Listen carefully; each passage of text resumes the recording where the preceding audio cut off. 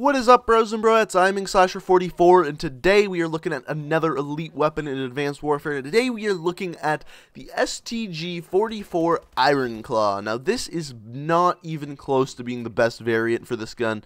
It's up there, but it's definitely not the best one. The best one is either the Relic or the Vampire, which is the legendary and enlisted version of this gun, because literally those two weapons only have upped fire rate. That's it. They have a better fire rate, no negative stats on them, just a better gun overall. This one has some negative, some positive. So if we're looking at the variant, we have up 1 handling, up 1 mobility, and down 2 range. So as far as trade-offs go, not the best trade-off in the world, but let's go ahead and look at these stats here. So the stats are as follows. The damage goes like this: 40 damage up close, 33 at mid-range, and 24 at long range, ranging from a 3 to a 5 bullet kill. And as far as damage profiles go, not a bad damage profile whatsoever. Not at all. It's actually pretty much the most average damage profile in the game. A lot of assault rifles you'll see this damage profile for, including the HBRA3. So moving on, let's look at the fire rate here. We have a 750 fire rate, which is definitely good, but when you consider the Relic and the Vampire go up to 857 and this one doesn't, you'll see why I say that the Relic and the Vampire are better variants of this gun. Now, the next thing we're going to look at is the things that are improved on this gun. We have aim down sights time. You got a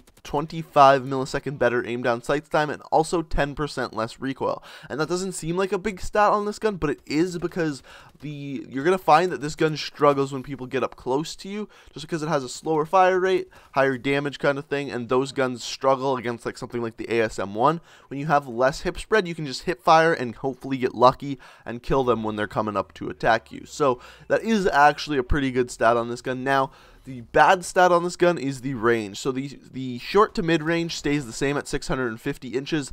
The mid to long range changes from 1500 inches to 1275, which is actually a pretty big difference, almost 250 of a difference there, which is a pretty damn big deal. You'll notice using this gun versus like the Relic, you're going to notice that at a long range, you're going to struggle a little more. First of all, because it drops off, that damage drops off a little sooner.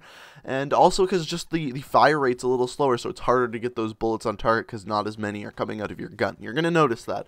The next thing I'd like to look at is this gun has a lot of recoil, like one of the most in the entire game.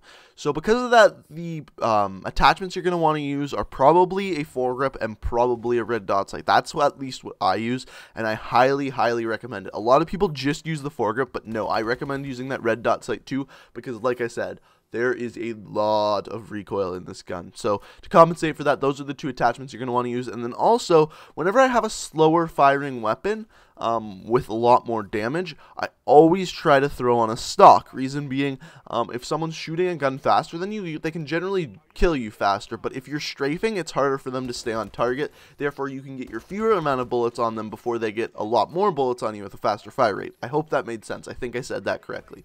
So that's why I use stock on this weapon. So overall, this is the 4th best variant of this gun. It goes Relic and Vampire. They're exactly the same. So the Legendary and Enlisted. And then the Royalty is a little bit better than the Iron Claw just because it has upgraded range. It's the exact same as the Iron Claw, but it has upgraded range. And then it's the Iron Claw. So by far, not the best variant of this gun, but it's up there. So I hope you guys enjoyed this episode. If you did, hit the like button. It'd be super greatly appreciated. Check me out on Twitter, link in the description, and subscribe to join the Ink Army. Thanks for watching, guys, and until next time, peace out.